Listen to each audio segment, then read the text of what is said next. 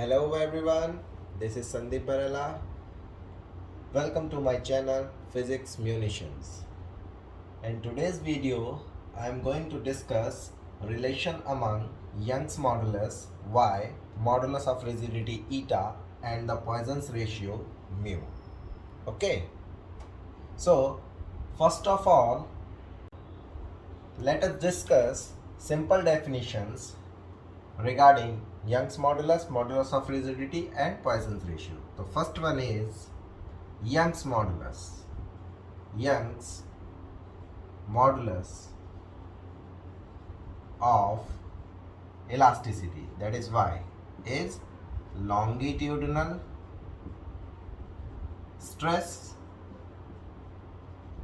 that is sigma, divided by longitudinal strain, right? ये हम लोग जानते हैं. Okay, that is epsilon. Second one is modulus of rigidity. Modulus of rigidity eta. eta को कैसे denote करते हैं हम लोग? eta को जो लिखते हैं हम लोग, इसकी डेफिनेशन जो होती है वो क्या होती है अपनी?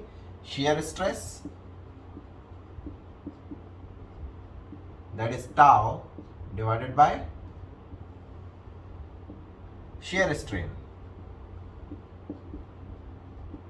that is theta. Okay, and the last one is, that is Poisson's ratio. Poisson's ratio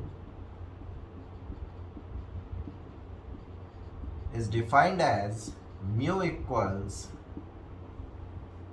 it is the ratio of two strains, right? That is lateral strain divided by lateral strain divided by linear strain और longitudinal strain आप बोल सकते हैं, कोई issue नहीं है उसमें. ठीक है, तो ये हम लोगों को पहले तीनों डेफिनेशंस का क्लियर होना बहुत ज़रूरी है. ओके, तो ये तीनों चीज़ें मैंने आप लोगों को पहले डिफाइन की है. तो अब चल करके हम लोग जब ये तीनों चीज़ें जानते हैं तो हम लोग आगे चल करके अपना जो है रिलेशन इन तीनों में अपना डिराइव करेंगे. ऑलराइट,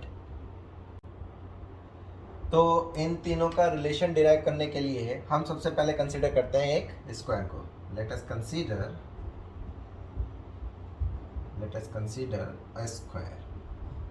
ओके, हमने कोई एक स्क्वायर कंसीडर किया. सपोज करिए ये कोई स्क्वायर है जिसका बेस क्या है, ये रहा. ठीक है, इसको मैं ए पॉइंट बोलता हूँ, इसको बी, इसको सी, इसको डी पॉइंट. ऑलराइट, हमने क्या काम किया, इस पर एक shear स्ट्रेस लगाया इस डायरेक्शन में, टाउ. तो सोच करके देखो, अगर ये यहाँ से रिजिड है तो इसकी सिचुएशन कैसे बनेगी? ये सिचुएशन कुछ ऐसे हो जाएगी. ये वाला पॉइंट यहाँ पहुँच जाएगा, सी वाला, राइट. तो जितना ये एंगल होगा थीटा, क्या उतना ही ये भी एंगल होगा. इसको बोलते हैं shear स्ट्रेन, राइट. तो इसका मतलब हुआ ये वाला पॉइंट मान लीजिए सी प्राइम और ये वाला पॉइंट हो गया अपना D prime.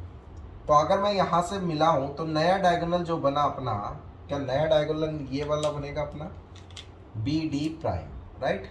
B D prime, इसको मैंने यहाँ से मिला दिया, ये नया डायगोनल बना बी डी प्राइम. अब मैं अगर इससे एक यहाँ पर परपेंडिकुलर ड्रॉ करूँ डी से बी डी प्राइम पर, तो इसको एक नया पॉइंट मैं डी डबल प्राइम बोल रहा हूँ. तो ये एंगल है अपना 90 डिग्री. अब सोच करके देखो, जो ओरिजिनल डायगोनल था वो तो ये वाला था ना अपना, दैट इज बी डी. अब ये स्क्वायर है तो ये एंगल कितना हो गया होगा, 45 डिग्री. अब सोचो ये थीटा बहुत छोटा होता है. अगर थीटा बहुत छोटा है तो जो ये बी डी अपना डायगोनल एंगल बना रहा होगा डी सी से, तो क्या मैं ऐसा बोल सकता हूँ कि ये जो बी डी प्राइम जो नया डायगोनल बना वो भी ये वाला एंगल कितना बना रहा होगा, 45 ही बना रहा होगा. क्यों? क्योंकि थीटा अपना क्या है, बहुत छोटा है, वेरी स्मॉल. ठीक है ना. जब ये बहुत छोटा है तो स्लाइड डिस्प्लेसमेंट आया है ये, तो उसके करस्पॉन्डिंगली मैं इसको कह सकता हूँ 45 डिग्री बना रहा होगा. ओके, नाउ अब इन ट्राइंगल कौन सा वाला ट्राइंगल, सपोज करिए हम लोग A D B, in triangle A B D, ABD में पाइथागोरस थ्योरम यूज करिए। पाइथागोरस थ्योरम क्या लिख सकते हैं?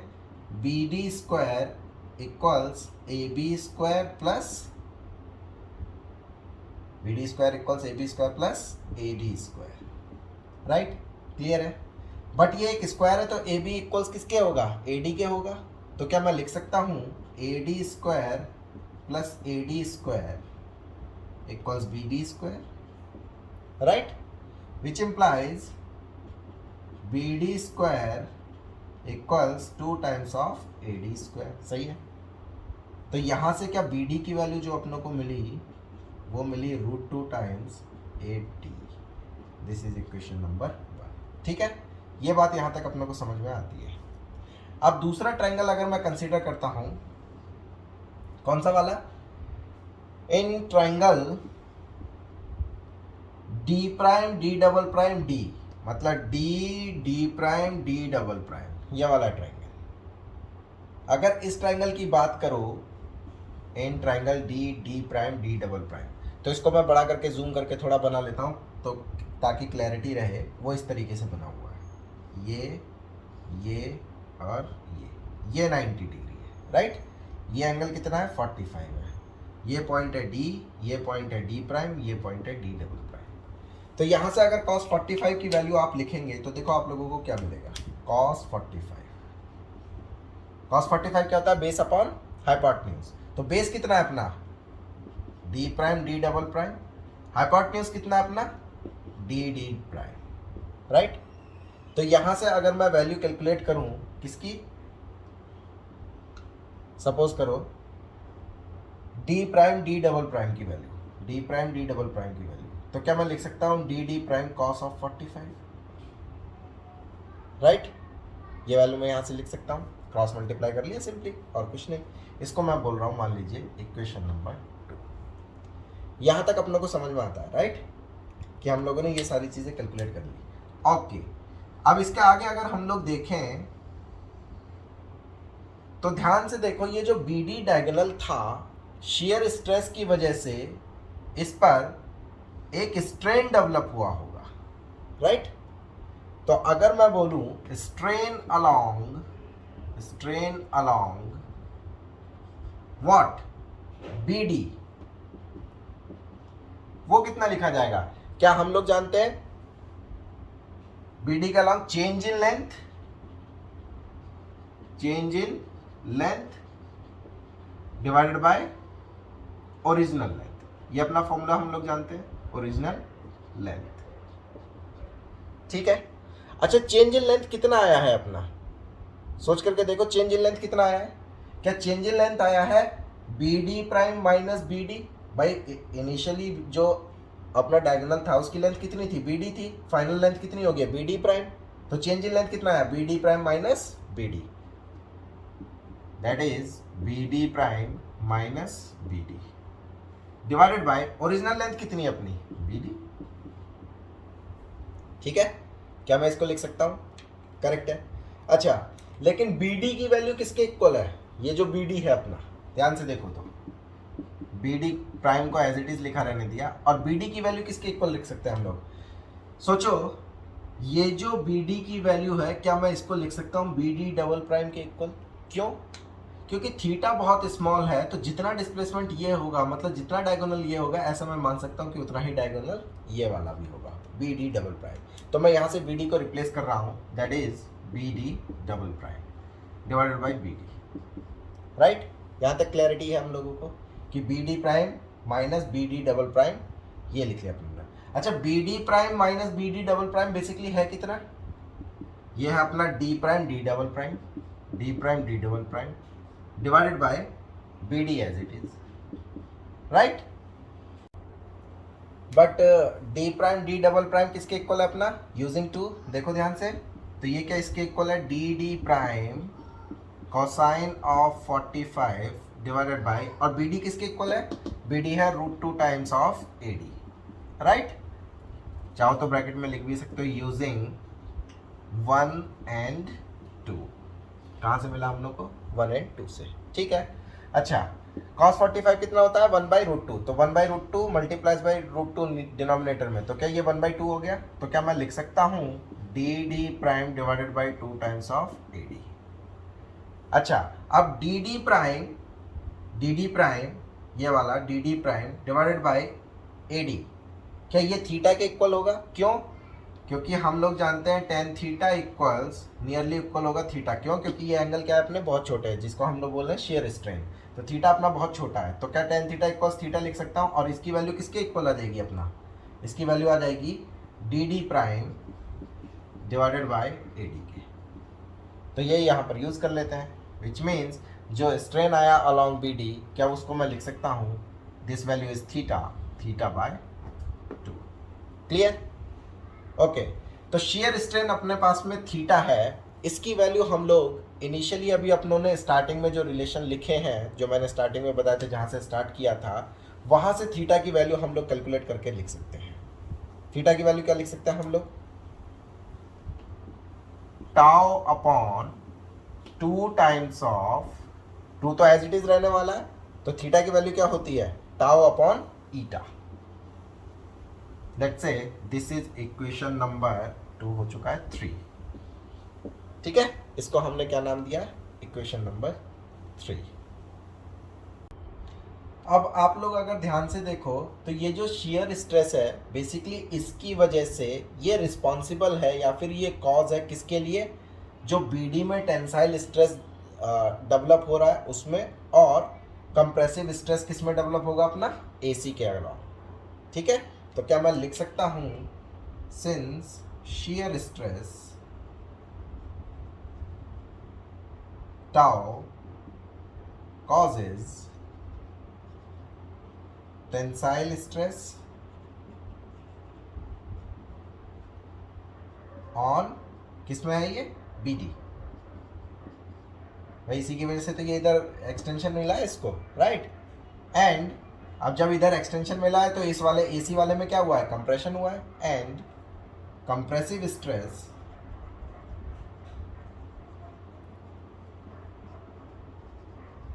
On AC, right? ये बात क्लियर है?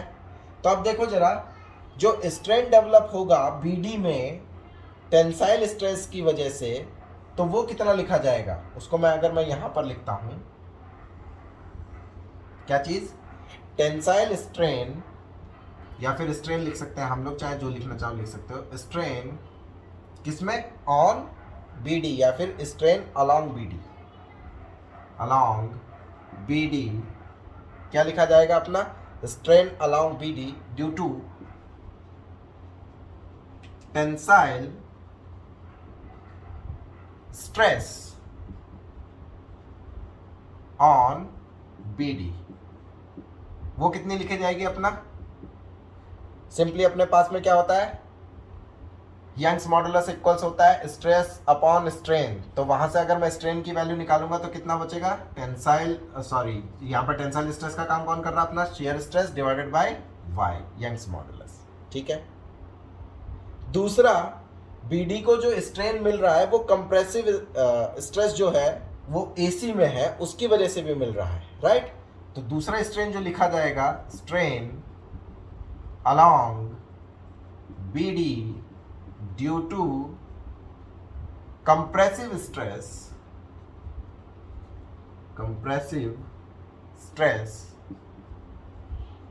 किसमें हो रहा है? कंप्रेसिव स्ट्रेस एसी में। ठीक है ना? On AC. तो उसकी वजह से जो स्ट्रेन आएगा वो कितना लिखा जाएगा अपना? क्या उसमें पॉइजन्स रेशियो का काम ले लेंगे? क्यों? क्योंकि ये टेंसाइल ना होकर के, लॉन्गिट्यूडनल ना होकर के कैसा डिस्प्लेसमेंट हो रहा होगा? लेटरल हो रहा होगा। तो लेटरल के लिए हमारे पास में क्या आता है? Poisson's ratio. तो पॉइजन्स रेशियो इक्वल्स होता है mu equals lateral strain divided by longitudinal strain या लीनियर स्ट्रेन जो भी बोल रहे हैं हम लोग। तो उसके करस्पॉन्डिंगली अगर हम लोग लेटरल स्ट्रेन निकालेंगे तो म्यू टाइम्स लीनियर स्ट्रेन आएगा, राइट? तो म्यू टाइम्स लीनियर स्ट्रेन कितना है अपना? Tau upon Y. तो अगर आपसे कोई बोले डायगोनल बीडी के अलोंग टोटल स्ट्रेन कितना आया, therefore total strain along diagonal कौन सा? बीडी। ये तो है बीडी, राइट? इसके अलोंग जो अगर हम लोग टोटल स्ट्रेन लिखेंगे बीडी के अलोंग, तो वो कितना लिखा जाएगा अगर मैं उसको एप्सिलॉन से डिनोट कर रहा हूँ, तो क्या वो लिखा जाएगा tau upon Y plus mu times tau upon Y, right. क्या काम करना चाहिए, इसमें से मैं किसको कॉमन ले लेता हूं, टाउ अपॉन वाई को कॉमन ले लिया, 1 प्लस म्यू, राइट। ये भी अपना स्ट्रेन है, दिस इज इक्वेशन नंबर, वो लास्ट वाली 3 थी तो इसको क्या बोलेंगे हम लोग, नंबर 4, राइट। ये भी अपना स्ट्रेन है, टोटल स्ट्रेन जो बीडी के अलॉन्ग है, और जो इक्वेशन नंबर 3 थी हमारी वो भी रिप्रेजेंट कर रही थी स्ट्रेन अलॉन्ग बीडी। तो दोनों स्ट्रेन है अलॉन्ग बीडी, तो आपस में दोनों को क्या होना पड़ेगा, सेम होना पड़ेगा। Therefore, equating equations 3 and 4, we get क्या मिलेगा हम लोगों को,